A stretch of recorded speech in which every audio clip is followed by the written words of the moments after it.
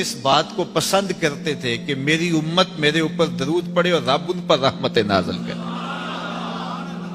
کیا پسند تھی حضور کے کہ میری امت مجھ پہ درود پڑے اور میرا رب رحمتوں کا نزول کرے۔ صحیح مسلم میں روایت ہے، جو میرے اوپر ایک مرتبہ درود پڑتا ہے اللہ اس پہ 10 رحمتیں نازل کرتا ہے۔ اللہ اکبر۔ اور اگر درود کے ساتھ سلام بھی ہو تو مجھے ایک شعر اتنا اچھا لگتا ہے تو سادہ سا، پتہ نہیں اس کا وزن بھی ٹھیک ہے نہیں، کسی سادے سے بندے نے کہا ہے، لیکن مجھے بڑا پسند آیا۔ بعض روح کھینچ لیتے ہیں نا۔ کسی نے کیا خوب کہا کہ درود پڑھنے سے ثواب ملتا ہے، سلام پڑھنے سے جواب ملتا ہے۔ کتنا سادہ اور کتنا خوبصورت۔ درود پڑھنے سے ثواب ملتا ہے، سلام پڑھنے سے جواب ملتا ہے۔ اور اگر حضور کی طرف سے وعلیکم السلام کے لفظ آگے تو اور کیا چاہیے؟ اس لیے کثرت سے حضور کو سلام کرو۔ یار آپ گلی سے بازار سے گزرتے ہوں تو کوئی لڑکا، کوئی بزرگ، کوئی شخص آپ کو روز سلام کرے تو ایک دن آپ پوچھتے ہیں نا یہ کون ہے؟ روز ہی سلام کرتا ہے، یہ کس کا بیٹا ہے؟ یہ روز سلام کرتا ہے۔ پھر کس دن آپ روک کے پوچھیں گے پتر کس کے پتر ہو؟ اتنے اچھے ہو کہ روز سلام کرتے ہو۔ تو ایک دن حضور بھی پوچھیں گے نا یہ کس کا پتر ہے، یہ کس کا بیٹا ہے، یہ روز مجھے سلام کرتا ہے۔ تو پھر حضور سے تعارف ہو جائے گا۔ اس لیے حضور کو سلام کیا کرو۔ حضرت ابو درداء رضی اللہ تعالیٰ عنہ کہتے ہیں، میں حضور کی بارگاہ میں جب آقا نے فرمایا نا کہ جمعے کے دن کثرت کے ساتھ میرے پہ درود پڑا کرو، تو میں نے عرض کی حضور جب آپ وصال کر جائیں گے تب بھی یہ عمل جاری رکھیں؟ تو حضور نے فرمایا اللہ نے مٹی پہ حرام کر دیا نبیوں کے جسموں کو کھائے۔ فنبی اللہ حی یرزق، نبی قبروں میں زندہ ہوتے ہیں اور انہیں رزق بھی دیا جاتا ہے۔ اس لیے جمعے کے دن کثرت کے ساتھ میرے اوپر درود پڑھو، میرے اوپر سلام پڑھو۔ اللہ اکبر۔ تو حضور فرماتے ہیں مجھے یہ بات پسند آتی ہے کہ کوئی میرے پہ درود پڑھے اور پھر رب اس پہ رحمت نازل کرے۔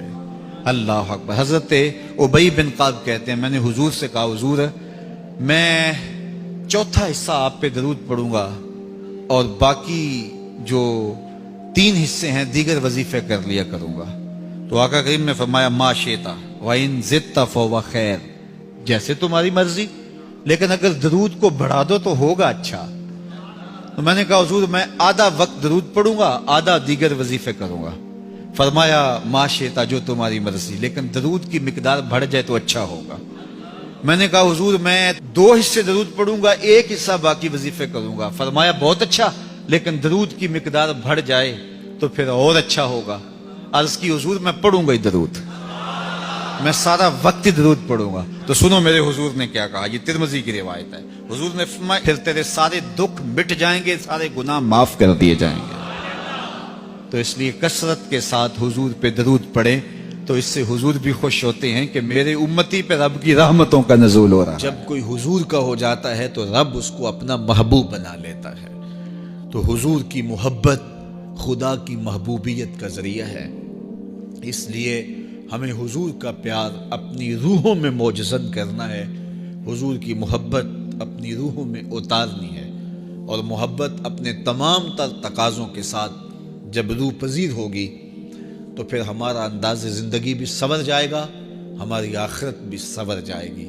محبت کے من جملہ تقاضوں میں سے سب سے بڑا تقاضا محبوب کی اطاعت ہے کہ بندہ جس سے پیار کرتا ہے اس کی بات مانتا ہے۔ یہ ہے دعوی محبت کا ثبوت، اس کی دلیل۔ اور حضور کے صحابہ کی زندگیاں دیکھیے کہ انہوں نے حضور علیہ السلام کے ساتھ کیسے پیار کیا، حضور کی محبت میں اپنی عادتوں کو بدل دیا۔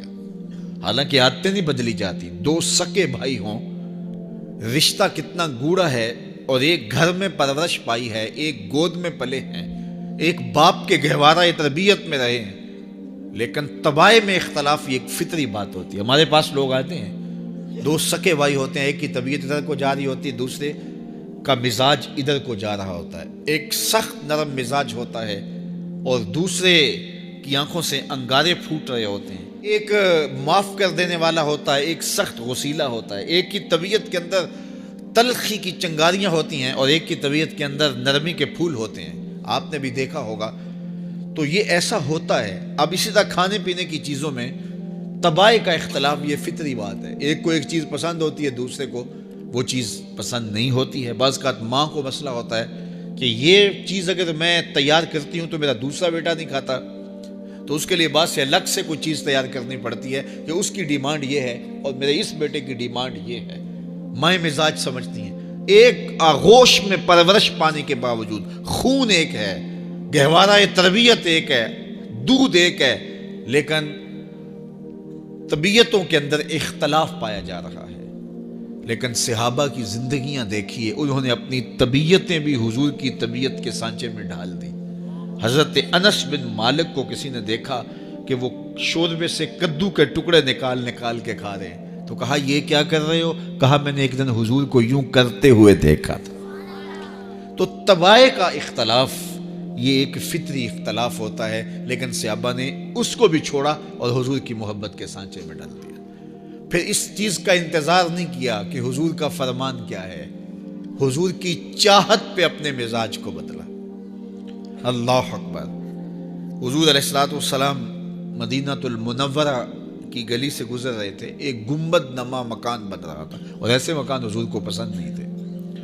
तो आका करीम अलैहिस्सलाम ने पूछा ये मकान किसका है? कहा फलां अंसारी का है। हुजूर गुजर गए, चेहरे पे थोड़े से नागवारी आसार हवैदा हुए। किसी ने उस सहाबी को बता दिया कि हुजूर गुजरे थे, तेरे मकान को देखा, शायद पसंद नहीं आया। 2-4 दिन के बाद हुजूर दोबारा गुजरे, देखा कि वहां मलबे का ढेर पड़ा हुआ था। फरमाया उस सहाबी को बुलाया गया। कहा मैं परसों तरसों गुजरा था, तेरा मकान देखा था, ये क्या हुआ? अर्ज की मैंने गिरा दिया है। फरमाया क्यों? अर्ज की सुना था आपको पसंद नहीं, सुना था आपको पसंद नहीं। मैं और आप देखें हमारा क्या क्या हुजूर को पसंद नहीं, सर से लेकर पांव तक, निजी जिंदगी से लेकर सियासी जिंदगी तक, अपने उमूर ज़ात से लेकर के अपनी मुआशरती ज़िंदगी तक, हमारा क्या क्या हुजूर को पसंद नहीं, और हर वो चीज़ बदल दें जो हुजूर को पसंद नहीं। मुहम्मद दी ज़ियारत मुहम्मद दे रंग विच ए ठगबाजियां जाने प्यारा मुहम्मद सल्लल्लाहु अलैहि वसल्लम।